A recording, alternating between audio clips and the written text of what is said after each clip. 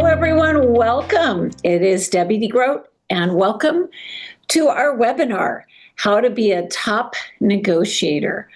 So I just ran in from a meeting. While I catch my breath here for a second, if you would do me a favor and type in your name and where you're from so I can know that you guys can hear me loud and clear. And then also maybe type in when you registered. I always love to know when you register for the webinar, there was something that motivated you. Maybe you just had a tough deal fall apart. Maybe you have a tough customer you're working with. So tell me what you're hoping to get from this webinar today. And I'm going to go to the chat box later just to make sure I answer all of your questions. So we're going to dive in. So just to say hello, if we haven't met before, I'm Debbie DeGroat, the co-founder and CEO of Forward Coaching. We're right here in Orange County, California. Of course, I love to say we coach some of the brightest and best all across North America.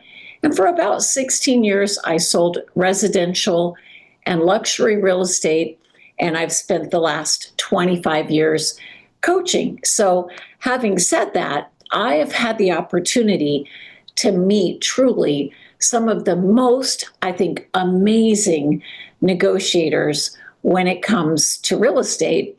One of those happens to be my business partner, Ben Kinney. I think he's an incredible negotiator.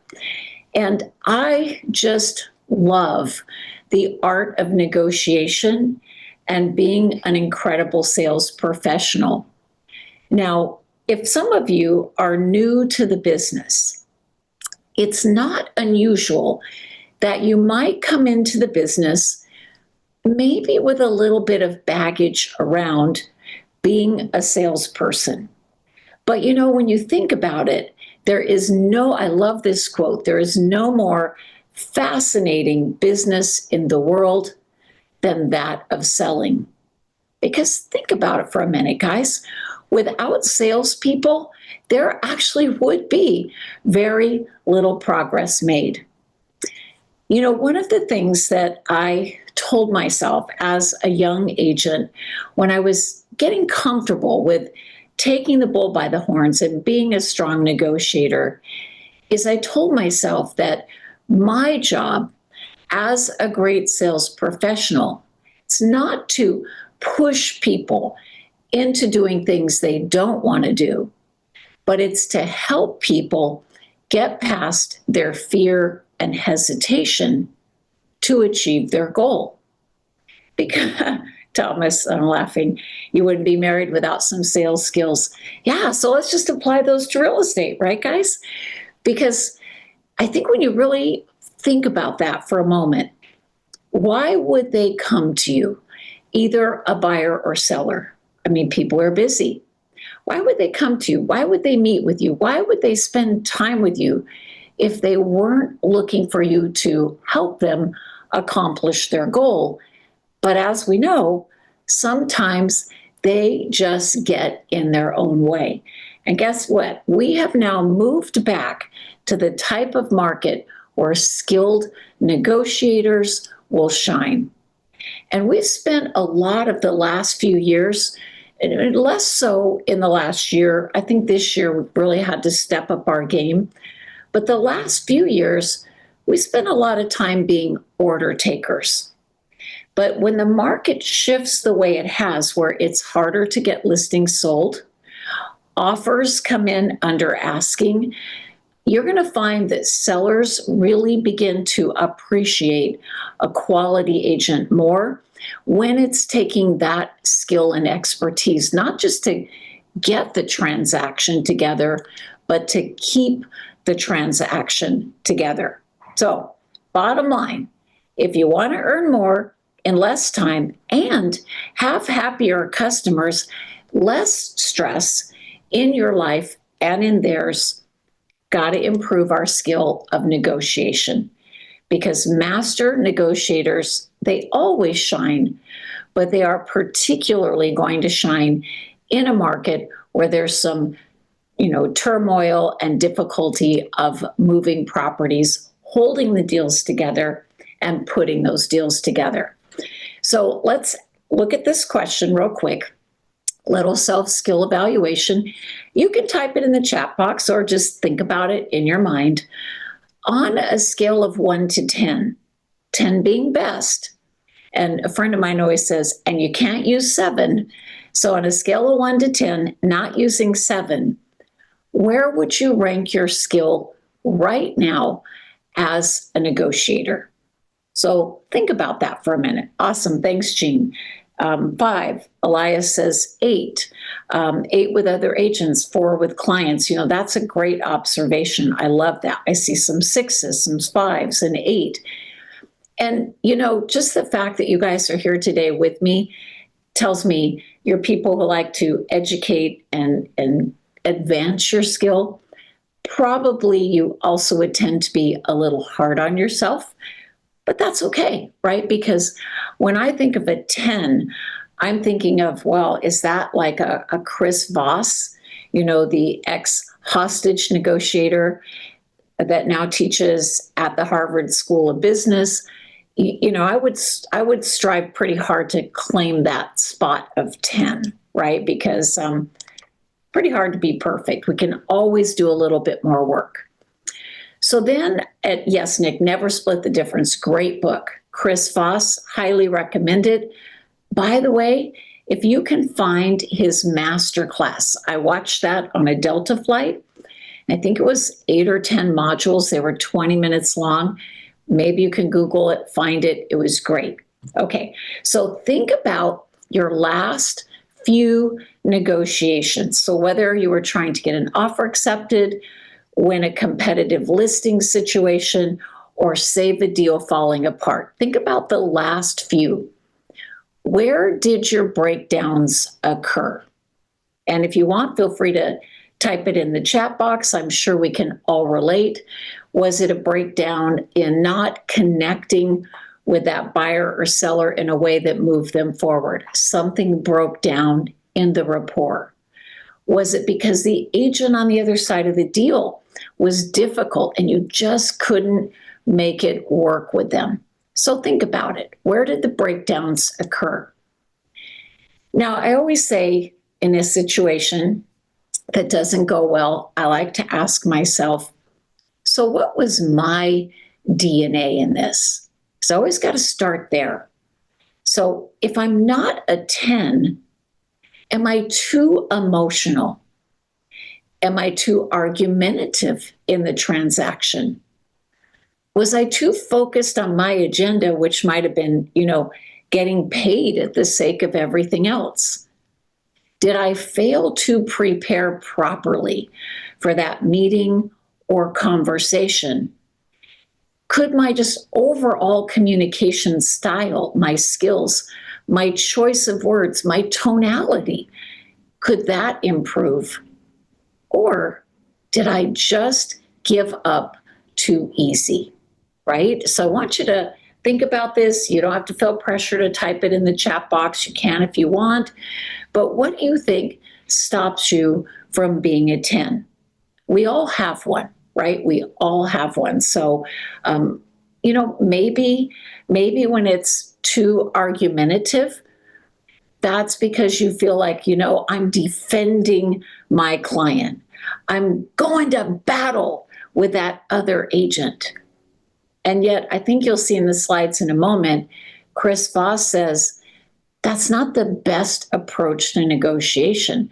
The best approach is more collaborative. So then I want you to think about, what is your pre-negotiation routine? So let me give you an example. Let's pretend that you've written an offer and you're presenting that, you're going to get that to the listing agent.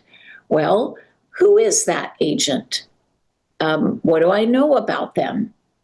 What could I say or do to build some rapport? So when I look at my offer, is it flawlessly prepared? Do I have every bit of documentation organized? Did I read the instructions that the agent might have had in the MLS about things that I needed to do if I present that offer or write an agreement.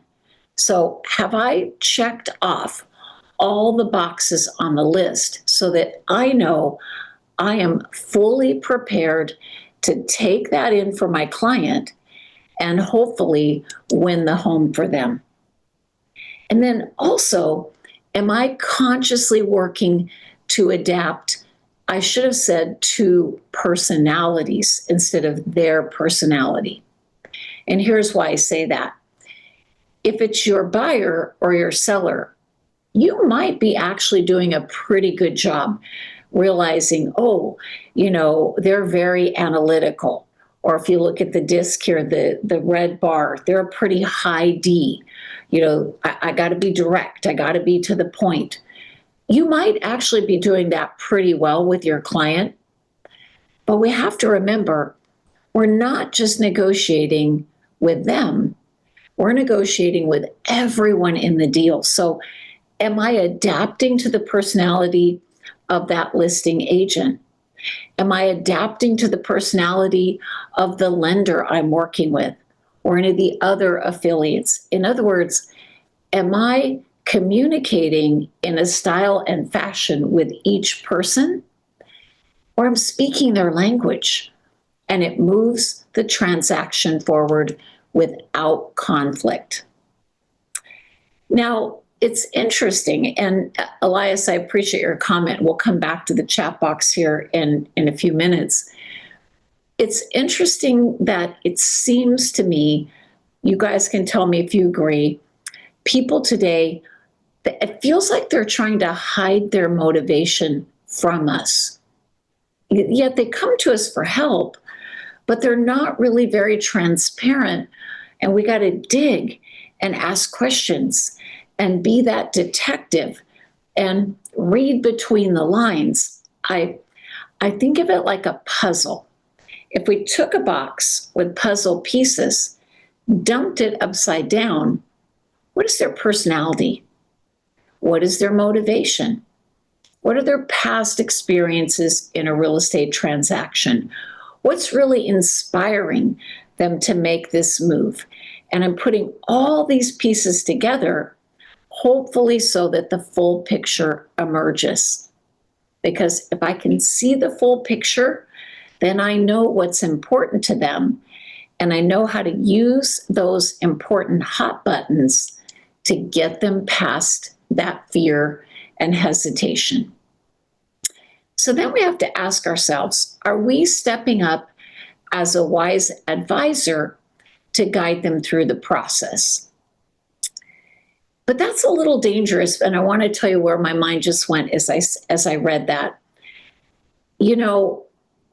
Giving your opinion is different than being a wise advisor. And I'm always very cautious and careful about giving my opinion to a buyer or seller because I'm not them. I'll give you an example. Since we're here in Orange County, I could drive 40 minutes or so and head to downtown LA. Well, as I drive down the freeway, there's chain link fences next to the freeway. There are houses built right up against those chain link fences, and they're old houses. Some of them are falling down. They have graffiti on them. I mean, it's kind of a mess. But is it my right to say to a buyer, you don't want to buy a home there? Because people live there. I wouldn't live there. I wouldn't buy that house, but people do because it's what they can afford, or it's where they grew up, or they have family in that community. So I'm very careful about giving my opinion. I think showing up as a wise advisor is knowing the market data, giving them the factual information that they need in order to make a decision, right? So just the facts, the data, and then it's up to them to make that decision. Because if they were to ask me, do you think I should buy this house? I would say, I can't give you that opinion. All I can do is share the information and the options, and it's really up to you to choose. Now, there may be times where you have to, walk a mile in their shoes, understand their distress, because we've all seen it. Even the nicest people lose their mind in a real estate transaction, don't they? Have you ever noticed that? Like this sweet little old lady, you listed her home, she served you tea and cookies, and you got into a real estate deal, and it was like Dr. Jekyll, Mrs. Hyde, right? She just like lost it on you. And especially in crazy or unusual economic times or market conditions, who do they want to blame? You, right? If their house isn't selling for what they had dreamed it would sell for, they're not going to take responsibility. They might not believe or accept market conditions, so they may attack you. And it's hard sometimes to be calm and patient. And I always just have to remind myself, real estate transactions are incredibly stressful, and they don't do it every day. So I have to just calm down, mind my words, and be patient. And then back to our thought about, was I too aggressive as a negotiator? And Chris Voss saying, you're better off if you're collaborative. So his point in his book was, accept that negotiation, it's not a battle, but a communication that produces a result. So try never to enter a verbal conflict. There really can't be a fight if only one person is, being naughty, right? Can't really be a fight. It can be annoying, but it can't really be a fight. So do what you can to avoid conflict. Flatline your emotion. I read something once that said, when that phrase, I'm seeing red, like you're so mad that you feel your temperature rising, your blood is boiling. And they said, just picture flatline on a heart monitor and just think, I need to flatten my emotion. I need to calm myself down. If needed, step away from the call or step away from the Zoom or the meeting. Come back to it when you're more calm. Ask more questions to open up rapport and communication. And yes, Diane, we are recording this. It will be sent to you, absolutely. It'll arrive tomorrow, I think. My husband, a couple of months ago, and it's kind of a classic story. A couple of you might have heard me share this, so I'll just make it quick. I'm riding around with him in the car on the weekend, and an agent calls him on a new listing that he had just taken. And the agent said, she started off with, who she was. And she said, I have a buyer who wants to make an offer on your listing. But I want to tell you, I don't know how long you've been in the real estate business, but I've been in it for 20 years, and you ridiculously overprice this property. I am going to tell my buyer to offer 15% less, and that would be paying a lot. And my husband's looking at me, and he's getting annoyed, and I'm like, no, smile, take it easy.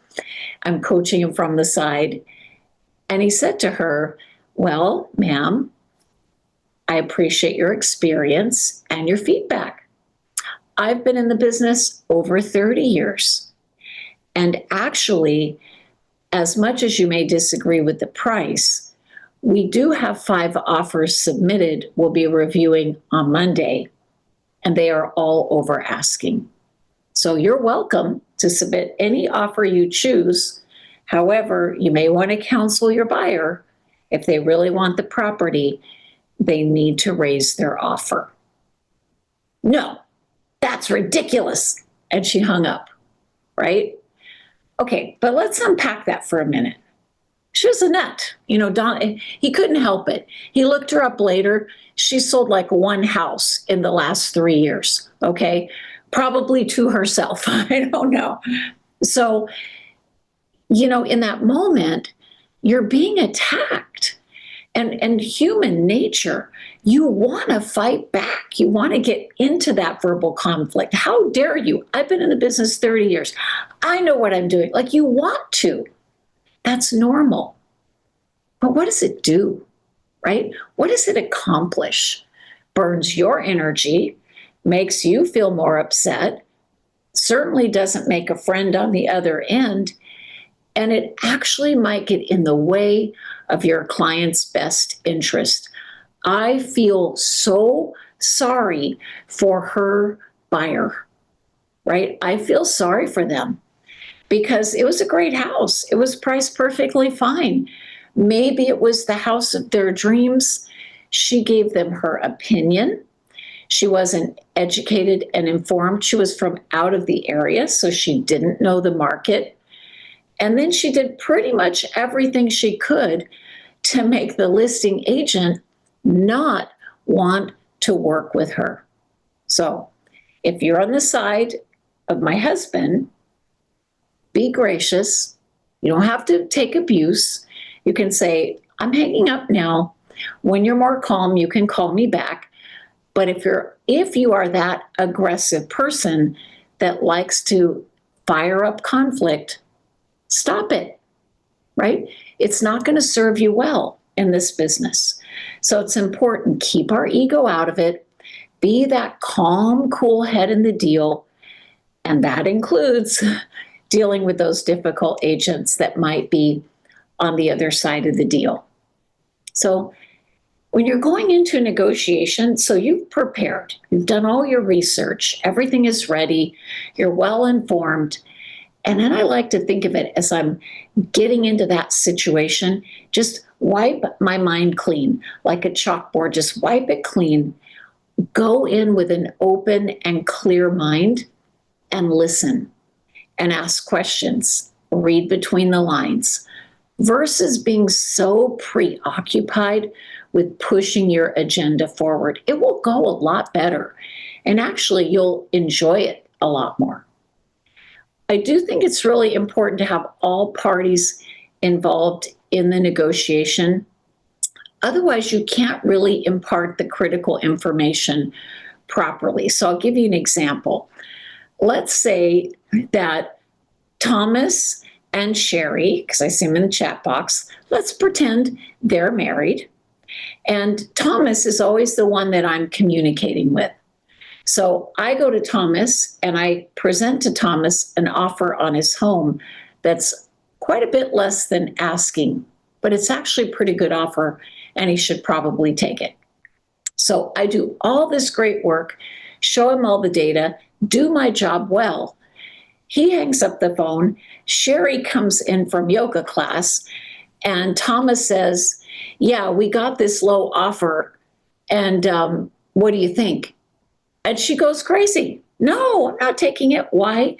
Because she wasn't part of that negotiation. She wasn't part of that conversation. So as much as possible, have all parties involved. And sometimes, when we're listening, asking those great questions, reading between the lines, we're gonna find those opportunities to move them forward. Okay, so this is a big one. And of course, you will totally accept the fact that sometimes they lie to us. Doesn't mean they're bad people. It just means maybe they're not comfortable disclosing everything. And we just need to accept that everything they tell you is not the truth. I'll give you a perfect example. I will not take 1 penny less for this house. Guys, how many times have we heard that? I will not reduce this house. I will keep it before I reduce it. For those of us in the business, the old saying, if I could only have $1 for every time I've heard that, because then they went on to, over time, actually adjust the price, actually accept an offer less than they said they would, because that's what's called a stated position. A stated position is not a real position. It's what they're telling you, because that's their way of pushing what they think is your buttons to get you to fight harder, to get you to try harder, to get you into action. Now, could it be true that they won't take a penny less? Sure, it could be. Just remember, though, take it with a grain of salt. Is it true, or is it a stated position? You know, in the book, Chris Voss says, don't worry about being so nice. Now, he doesn't mean that you should be rude or obnoxious. He just means, you know, being their friend. And they always love you. And it's warm and fuzzy. Instead, they really hired you to be strong and strategic. Now, they may not always like you in a moment where you're giving the tough love, telling them information they prefer not to know. However, they do need to respect you. You know, I was thinking about this in terms of doctors, right? And some of you may have a doctor like this. They have very little bedside manner, but they're brilliant. And you are confident that if your life is in their hands, they are the one for you. Interestingly enough, it's very common with surgeons. They're so analytical and precise that they often lack that bedside manner, which is why they sometimes have minimal interaction with the patients, because they're just not worried about being nice. They're worried about getting the job done. So we want them to respect you. And then for your own mental sake, you cannot absorb all responsibility for the market. You did not personally create these conditions. Maybe it's a difficult to sell house. You didn't tell them to buy the house that backs to the prison and faces the junior high, but now you're trying to get it sold for them. So if the market's not responding to their property, to their price, all you can do is help them navigate through it. And sure, they love to pin you down. Well, what do you think will happen? Is this price good enough? Do you think we'll get this price? This is my favorite script for that. You know, we've had a great conversation and collaboration around where to begin. However, no one has a crystal ball. And the real estate market is like the stock market. It kind of changes every day. So while I cannot promise you that the market will accept your price, what I can promise you is I am going to give you the facts along the way, keep you well informed to help you make the best decision. So really be careful about that, guys, please, that you don't agree with them. Oh yeah, it's a great price. Now, if the market doesn't accept that price, you have to go back for a price adjustment. You know what they're going to remember? But you said it was a great price. So be careful as you set those expectations up front. And Cheryl, I hear you, I see you in the chat box. So you have to deliver, news to your clients yesterday. And that's distressing. You know, I was talking to one of our coaching clients, and he works a luxury market in the Outer Banks, North Carolina, waterfront homes. And they've been hard to sell. It's been tough right now. Lots of days on market. He said to me, he goes, the other day I was at a barbecue with my brother, and I was complaining to my brother about these difficult conversations and these cranky sellers and how my job was so hard. And he said, my brother looked at me and said, Randy, do you remember what I do for a living? Well, his brother's an oncologist. Cheryl, every day, his brother has to tell people they're sick or dying, right? But he provides an amazing, valuable service to the world, to the community. but he has to give them the facts. It can't always be warm and fuzzy. It can't always be what they want to hear. And sometimes we just have to be the doctor and they're the patient. So empathy, not sympathy. So empathy is, I can appreciate that you wanted more money for your home. If I were you, I would feel exactly the way you do. And yet, we have proven time and time again through our efforts that the market is not going to support that value. So, if you want the home sold today, this is what we need to do next.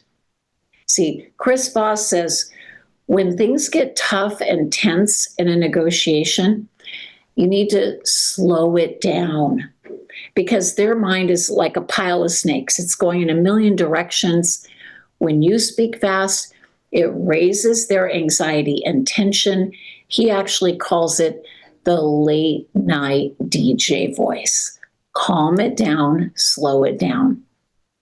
Just remember, keep reminding yourself, you are negotiating with everyone until this deal ends to get that deal done.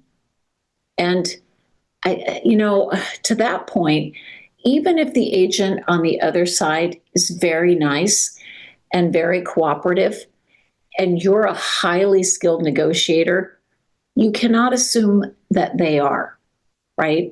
They may need a little coaching from you in a very, non-egotistical, very subtle way. Like, might I suggest we could share this with your owner? Or, hey, I've prepared this for you to present. Oh, I had a situation like this a month ago. Here's how I talked to my seller about it. Maybe it's helpful. Sometimes we actually have to do the heavy lifting for both sides. So after each negotiation, whether it was successful or not, I still want you to ask yourself these 3 questions. What did I do right? What did I do wrong? What did I learn from this situation so that I can get to that level of being a 10? Now, let's say that you screwed up. You did something wrong and it caused the deal to blow up. But you know what? We're human. We make mistakes. The world will not end. I read a book once that said, when you're getting too far ahead of yourself, remind yourself 100 years from now, none of this will matter, which is kind of an interesting perspective. But what did I do right? What did I do wrong? Now I'm going to learn from that. I'm going to improve on it. Once I make that decision, once I know what I need to work on, now I'm going to let it go to the clouds, right? You cannot continue to beat yourself up. And then Chris Voss says, these tough negotiations, be ready to take a punch and come back strong. However, coming back without anger. Remember, flat line on a heart monitor, late night DJ voice. You are the calm, cool head in the transaction, because your job as a great salesperson, help them overcome their fear and hesitation to achieve the goal that they have set. So they deserve your very, very best, right? So I'll check out the chat box here to see. I think we've covered just about everything you guys popped in there for me. Please know I am so passionate about seeing you all not just survive, but thrive in the market ahead. And I know it's not easy. So if you're at a point in your business or you think you need some coaching to raise your skill to a 10, scan that QR code.